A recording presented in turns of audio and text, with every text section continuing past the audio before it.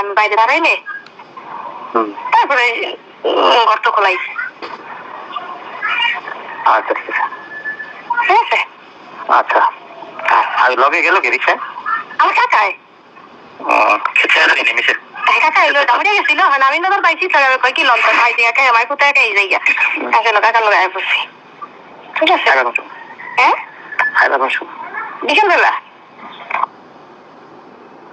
কিন্তু আমি বুঝতে পারতেছি কিন্তু এরকম করে আমার এত কিছু আমি সকাল সন্ধ্যা রাত্রে খালি লাগে যায় বলে লাগে যায় আমি এটা লিখে দিছি। এটা কি অবস্থা? এটা তো খুব খারাপ জিনিস। একজনের বউ দিকে নিজের বউ থেকে আরেকজনের বউ দিকে এইভাবে তাকানো এটাও তোর পাপ। এটা তো ঠিক না। তাকান না না আরে মানুষের চোখে মানুষ বেঁধে রাখতে পারে? নিষেধ করার পরে ওখানে বাধ্য হয়ে আমার দিতে হইব।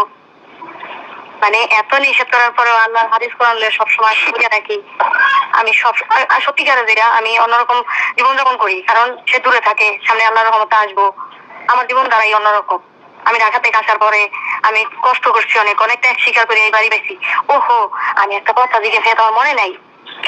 এই যে আসলাম সুদিলা ডালির বোর যে কথা